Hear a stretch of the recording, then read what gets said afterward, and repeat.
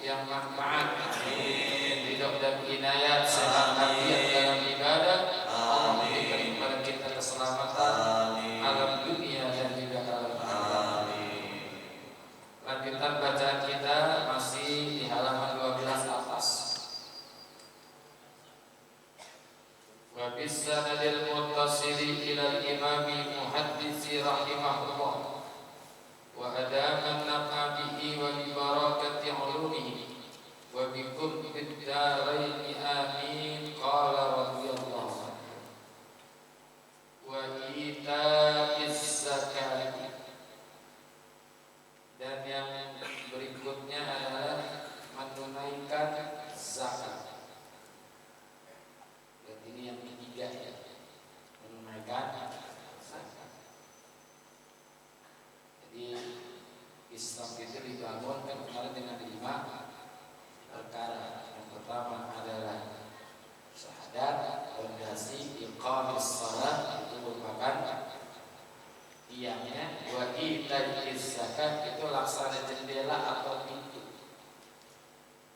rumah harus ada pintunya, harus ada pintu, sehingga ada sirkulasi, ada ventilasi.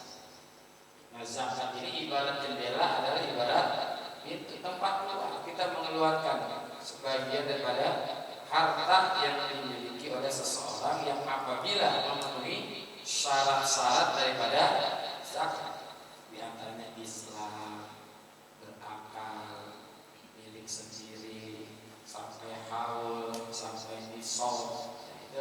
Itu syarat-syarat sudah terpenuhi, maka wajib seseorang itu mengeluarkan zakat. Dan zakat ini turun perintahnya itu setelah 2 tahun Nabi hijrah. Nabi hijrah ke kota Madinah, turun perintah Allah dalam surah Ar-Rum ayat yang ke-39. Di surah Ar-Rum ayat ke-39 itu merupakan perintah daripada zakat pada tahun kedua setelah Rasulullah tinggal di kota Madinah pada bulan Ramadan. Ini pun khusus pada zakat fitrah.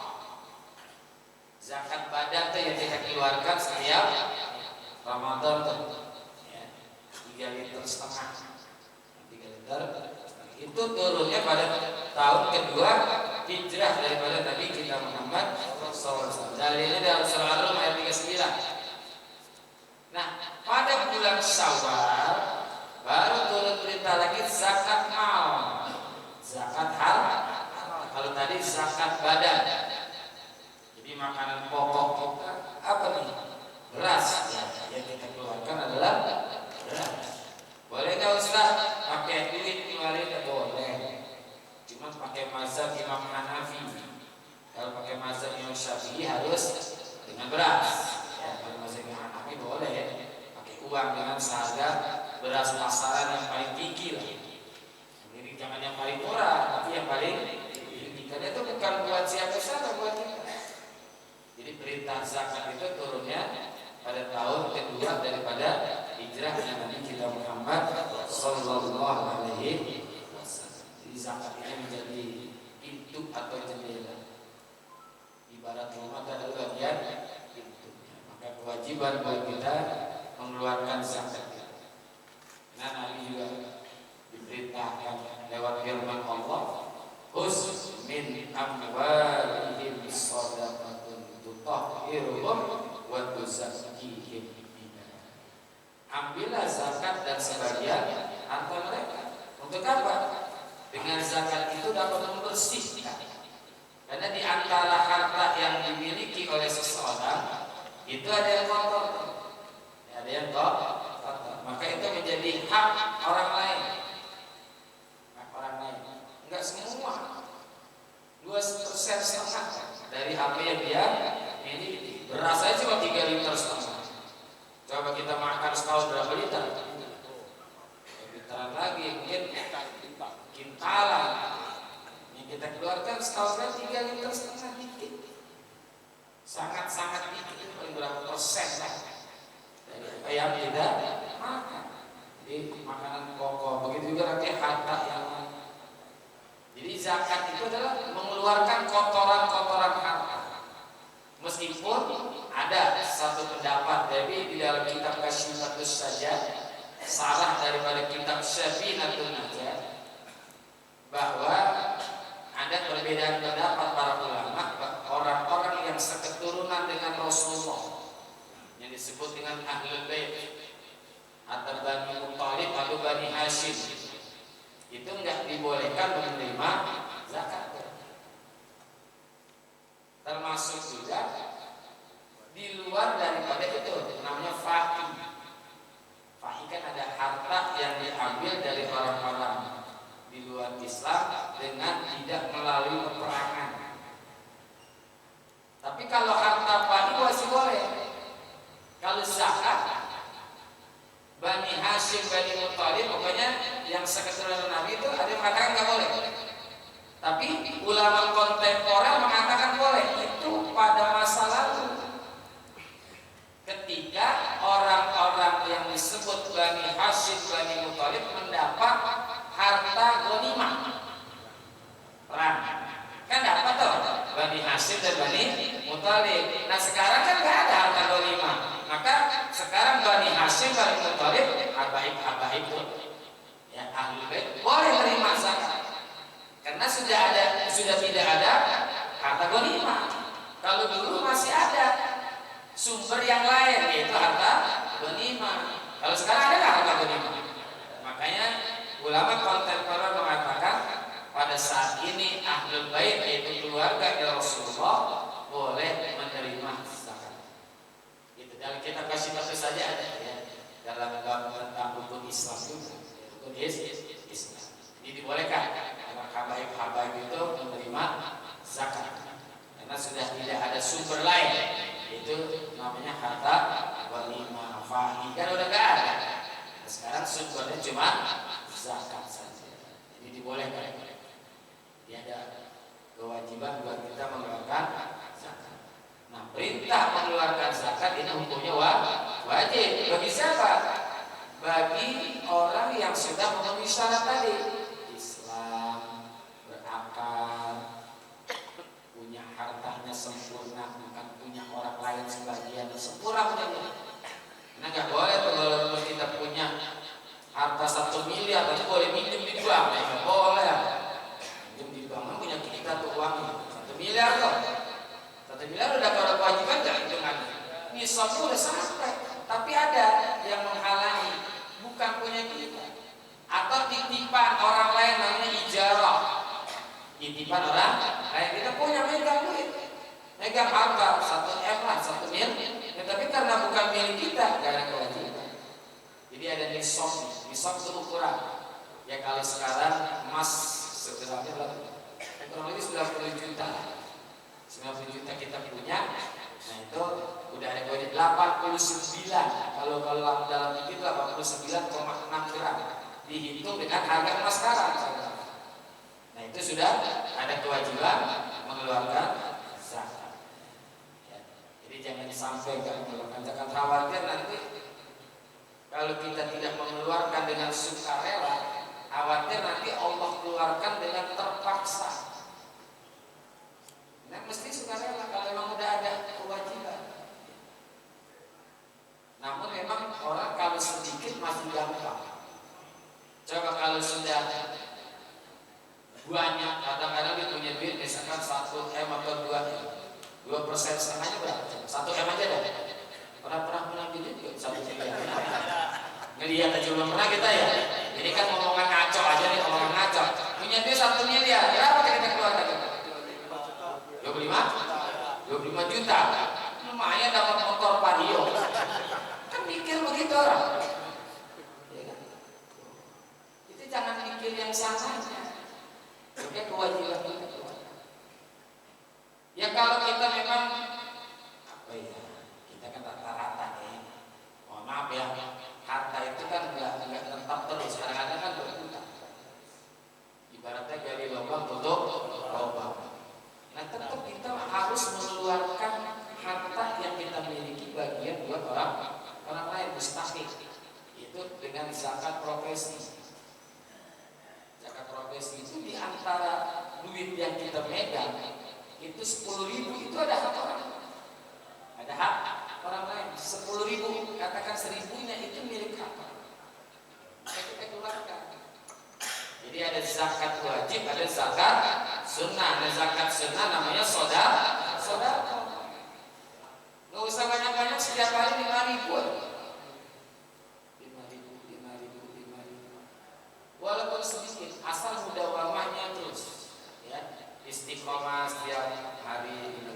Kalau saya sudah mewajibkan diri saya setiap hari 10.000 setiap hari ya, 10.000. Nanti kalau ada Jumat saya agak besaran lah, karena kan Sayyidul Ayyam ya 50.000. Nggak bakalan kurang harta kita. Justru itu yang menjadi harta kita sesungguhnya tuh yang kita makan, bukan punya kita. Yang kita ada di kantong belum jadi punya kita. Sekarang berapa punya uang kan? Tadi kantong nih ada berapa? 30.000, 20.000. Itu belum tentu punya kita. Sampai tengah jalan kita beli sesuatu, itu punya orang.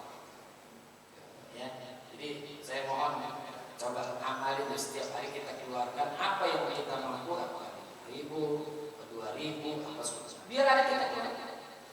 tapi mengukur dengan kudrat, kemampuan.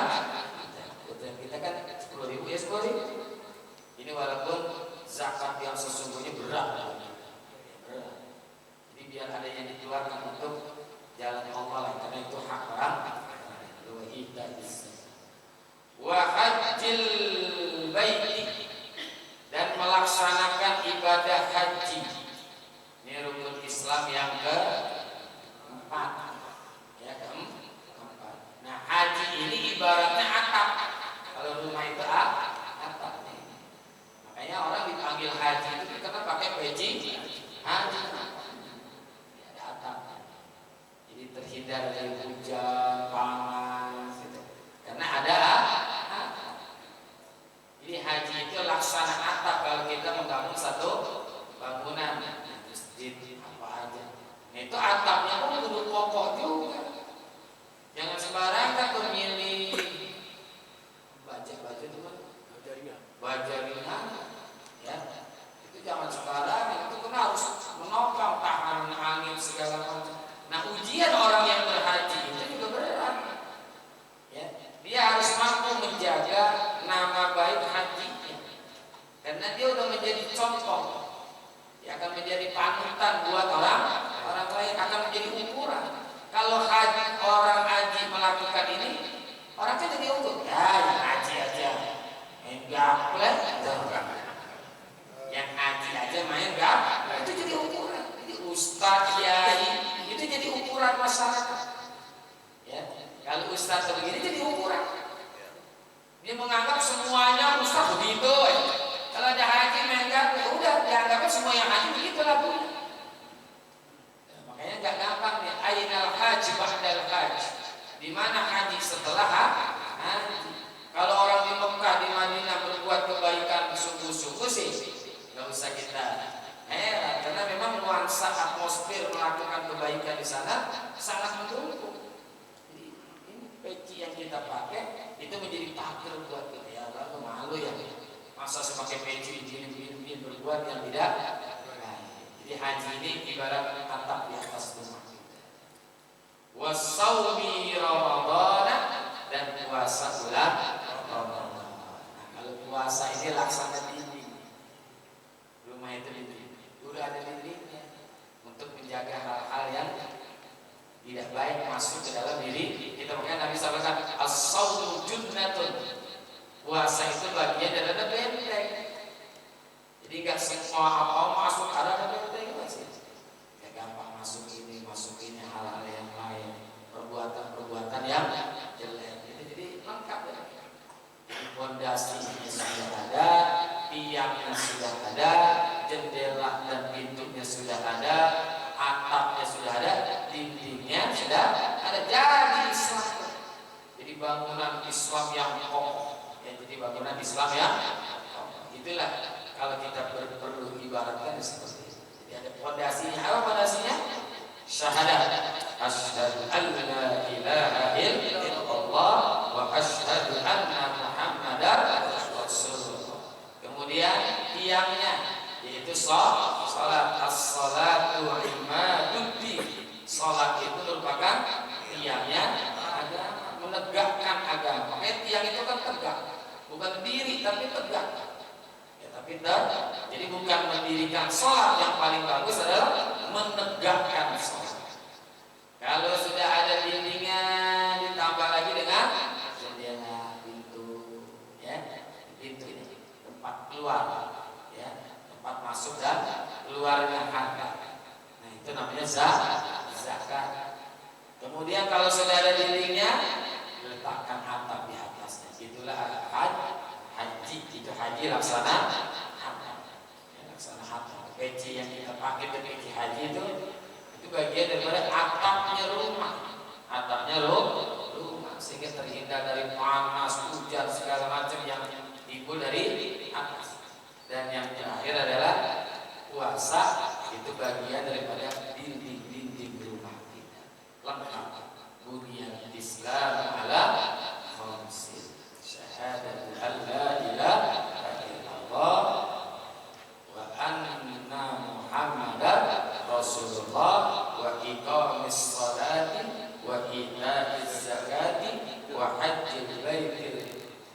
shaumi Ramadan. Ini semua kewajiban setiap orang Islam. Mukallaf, setiap mukallaf itu adalah orang yang sudah akil dan juga balik. Kalau akil belum balik nggak disebut mukallaf. Balik tidak akil juga nggak disebut mukallaf. Jadi akil balik itu menjadi syarat mukallaf. Mukallaf itu orang yang sudah memiliki beban untuk melakukan kewajibannya sebagai seorang muslim syariah. Jadi akil dan juga harus balik. Ada orang yang berakal tapi belum balik. Itu anak-anak kita yang umurnya 5, 6, 7 sampai 8 lah. Kalau dia tidak mens, kalau dia tidak bermimpi, itu laki-laki, maka tunggu batasnya sampai 15 tahun. Nah, kalau sudah sampai 15 tahun lewat, udah balik ya. Kalau dia berakal dan juga sampai usianya. Ada orang yang udah balik umurnya 20 tahun tapi gak berakal. Ada nggak? Itu yang jalan-jalan sambil ya kan, joget-joget, pakaian compang camping. Nah itu dia balik tapi tidak berakal. Gak ada kewajiban apa? Jangan suruh sholat, jangan suruh puasa. Ya, kalau kita suruh sholat, suruh puasa, lihat bedanya kita dengan dia karena dia tidak ada kewajiban. Justru itu paling enak ya. Dia nggak puasa bayar kodok enggak, bayar fidyah juga enak kan? Karena kan ada yang wajib kodok tanpa fidyah, ada yang wajib fidyah tanpa kodok, ada yang wajib fidyah wajib kodok, ada yang tidak wajib fidyah tidak wajib kodok. Itu gitu. Ya. Kan ada orang yang wajib kodok saja tanpa fidyah. Kalau diantara kita ada punya utang sebelum sampai Ramadan yang akan datang, dia bayar cukup kodok tanpa ada fidyah dengan beras 1 mud perlu. Ya. Ada lagi yang wajib fidyah saja. Siapa tuh? Orang yang ikut udah tua, umurnya udah lanjut lah 99,99%. Dia udah ikut dan makan, kadang-kadang lupa sholat juga lupa. Cukup bayarin fidyahnya saja. Atau orang yang sakit la yurjabul yang gak ada harapan sembuh dah, kita lihat kalau menstruasinya kayaknya sembuh. Nah di saat itu di bulan Ramadan maka cukup bayarkan fidyah saja, nggak usah bayar kodoknya, fidyahnya aja nanti setelah Ramadan. Ada yang wajib kodok, wajib fidyah. Ini buat diantaranya nih ya, orang yang puasa punya utang sampai ketemu Ramadan lagi belum puasa juga, belum dikodok. Nanti kan sawalnya baru dia kodok. Di samping dia mengkodok harus juga pakai 1 mud. Atau ada perempuan lagi hamil atau sedang menyusui bayi, tanya, kamu tuh waktu nggak puasa khawatir dengan siapa? Khawatir dengan diri saya. Kalau khawatir dengan dirinya sendiri, cukup kodok saja tanpa fidyah. Ya tanpa fidyah. Tapi kalau kita tanya, khawatir dengan siapa? Khawatir membayi. Nah dia wajib kodok juga, wajib fidyah juga. Kalau dia khawatirnya terhadap kesehatan bayinya itu, kalau kesehatan dirinya itu wajib kodok saja tanpa fidyah. Kalau khawatir sama suaminya, itulah ya.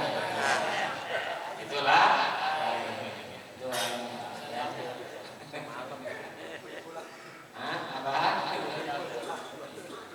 Jadi gitu ya, ada yang kodok saja tanpa fidyah, ada yang fidyah saja tanpa kodok, ada yang kodok juga fidyah. Yang terakhir paling enak nih, kodok beragam fidyah. Ada yang mau? Silakan kalau mau. Itu orang gila. Orang gila. Nggak usah dikodok, nggak usah berarti dia ngapain orang gila. Meskipun gilanya tidak permanen. Kan ada gila permanen tuh. Gila permanen udah. Ini kadang-kadang gila tanggal 30 gila. Tanggal 30 yang ada ngumpul-ngumpul langit ke kapal, turun hujan duit. Nah itu tuh gila yang tidak permanen. lagi bulan puasa gila, habis puasa sehat ya, gila nggak pernah ya.